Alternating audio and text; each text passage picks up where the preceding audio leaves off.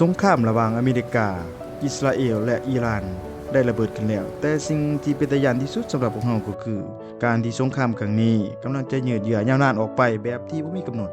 เมื่อสงครามยืดเยื้อการปิดล้อมช่องแคบฮอร์มุซก็จะยิ่งแก่ยาวไปนำเฮ็ดให้เส้นทางลำเลียงน้ำมัน 20% ของโลกกลายเป็นอัมพาตอย่างหนักหน่วงราคาน้ำมันโลกทะลุเพดานและบ่มีท่าทีที่จะลดลงง่ายๆประเทศที่นำเข้าน้ำมัน 100% คือบ้านเฮาอาจจะต้องเผชิญกับวิกฤตน้ำมันขาดปรับแบบซ้ำเหือ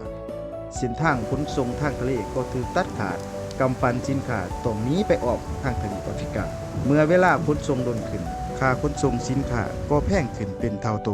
และนี่คือจุดเริ่มต้นของเงินเฟ้อฟังลึกเมื่อน้ำมันแพงค่าขนส่งแพงมันจะบังคับให้สินค้าทุกอย่างทั้งโลกใบนี้แพงขึ้นแบบบ่หยุดหย่อนค่าอาหารค่าไฟฟ้าเครื่องใช้ประจำวันทุกอย่างแพงขึ้นหมดแต่เงินเดือนผัดเท่าเดิม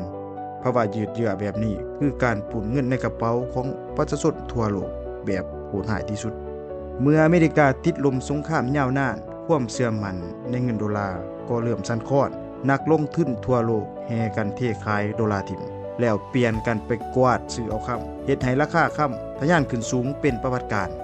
แต่สำหรับเงินท้องถิ่นบ้านเฮาพันยิ่งอ่อนค่าลงนักกว่าเก่าเพราะเฮาต้องจ่ายเงินหลายขึ้นทุกมื้อเพื่อไปญาติกันซื้อน้ำมันที่แพงขึ้นอยู่เรื่อยๆสงครามบ่ได้ฆ่าเพียงแต่ทหารในสนามรบแต่สงครามที่ยืดเยื้อกำลังบังคับให้คนธรรมดาทั่วโลกต้องจ่ายภาษีสงครามไปอีกยาวนานหมู่เพื่อนทุกคนเด้คิดว่าแนวใดวิกฤตสงครามครั้งนี้จะแก้ยาวไปอีกโดนนานส่ำใด